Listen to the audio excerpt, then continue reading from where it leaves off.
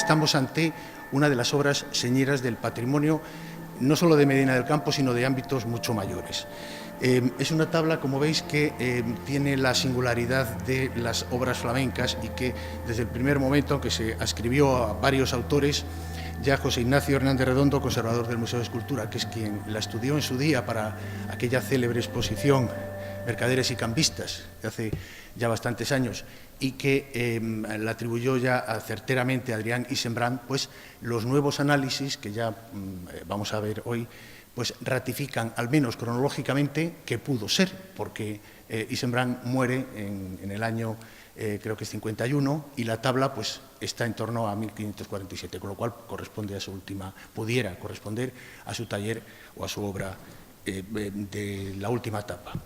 Estamos, por tanto, ante una, lo repito, una de las obras más destacadas del patrimonio que conservamos aquí. Y justamente con el obispo Barrientos, del que también el Museo del Prado pues, tuvo la intervención lo presentamos en su momento, es más, pudimos tener una de las joyas del museo aquí expuesta durante un tiempo, y ese fruto de colaboraciones pues es el que creo yo que interesa recalcar en estos momentos también. Que además de presentar la pieza del mes y de presentar esta restauración, pues haga un homenaje, ¿no?, a esta capacidad científica, técnica de nuestros centros de restauración, en el que evidentemente le corresponde un liderazgo al Museo del Prado y al Instituto de Patrimonio Cultural de España, pero el que desde luego pues el Centro de Restauración de Simancas pues tiene también, puede hacer, parangonarse con ellos en su cualidad, en sus avances técnicos y científicos.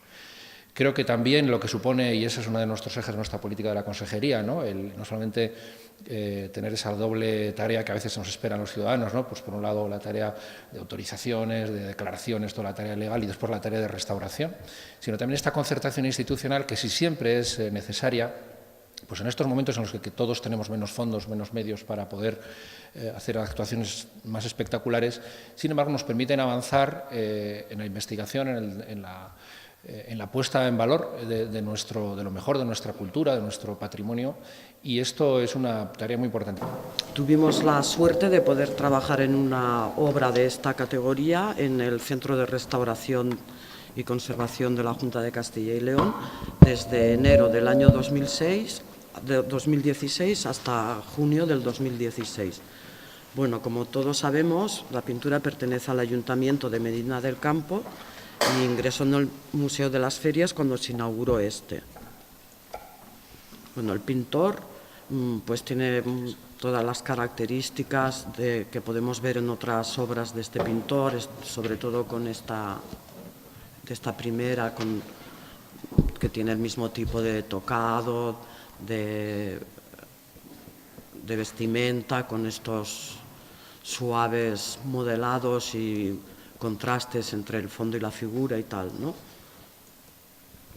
Se le hicieron varios estudios, todos los estudios pertinentes, y entonces nos permiten concluir que sin lugar a dudas es una pintura importada de los talleres de Flandes.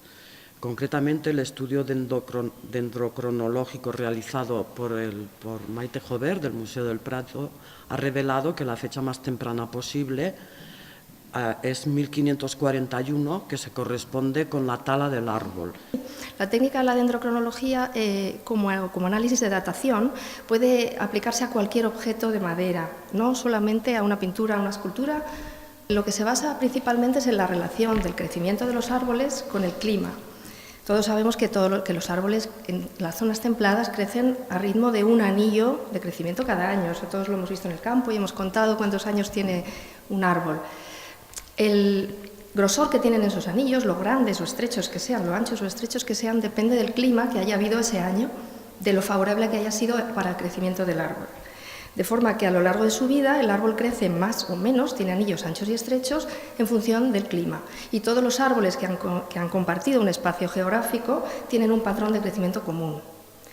De esta manera, cuando tenemos una pieza de madera, podemos medir el patrón de crecimiento del árbol, o sea, del trozo de madera que tenemos, y compararlo con otros árboles de los cuales también tenemos esa información. En eso se basa la dendrocronología, es una técnica de comparación. Si solo tengo mis medidas, las medidas de mi objeto, no tengo nada, necesito también las referencias de comparación. Entonces, en el caso de la madera, de la pintura flamenca y también de la escultura, de forma sistemática se utilizaba siempre el roble como especie de madera preferente en todo el norte de Europa.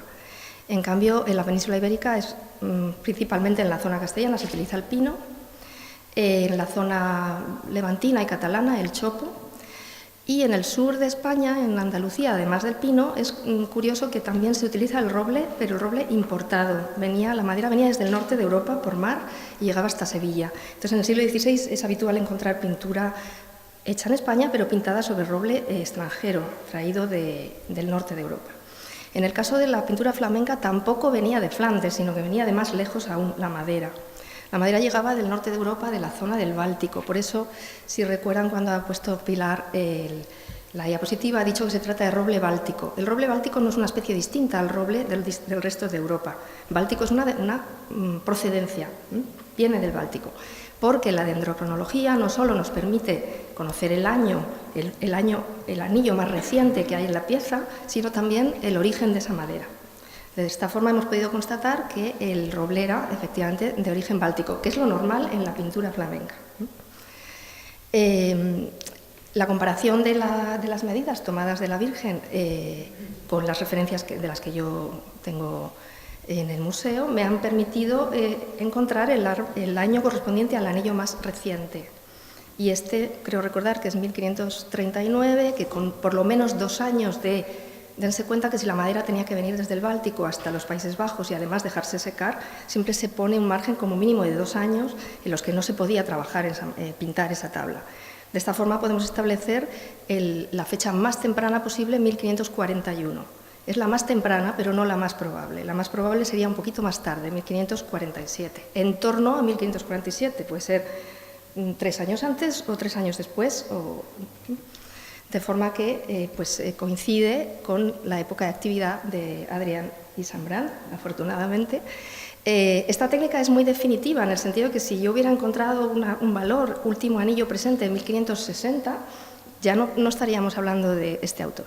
La pintura está realizada sobre un soporte que es una tabla de 6 milímetros de grosor de madera de roble báltico. Es una única tabla. Entonces la preparación sería esta capa de aquí, está realizada con carbonato cálcico y cola animal. El carbonato cálcico es un material propio de la pintura flamenca, que a diferencia de la pintura española, en la pintura española se utilizaba sulfato cálcico. Sobre este aparejo aparece una capa de aceite secante.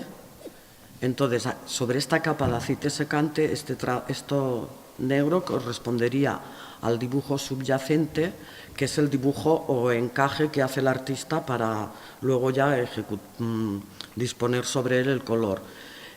También una cosa muy propia de la escuela flamenca es de que el dibujo se fija también con una capa de aceite secante. Y luego ya sobre esto aparece ya el color. El aglutinante de la pintura es una oleoresina. Los pintores flamencos fueron los que innovaron la técnica pictórica introduciendo lo que hoy sería el óleo, que da unas posibilidades diferentes a las otras técnicas pictóricas que se estaban utilizando. No es un óleo propiamente, sino que era aceite mezclado con resinas. Otro dato que fue curioso y que nos dio cierta pena es de que el fondo, donde se representa la imagen de la Virgen con el niño, en origen no era negro, sino que era de un azul azurita, que es este azul de los retablos, de los fondos, de estos azul noche tan bonitos.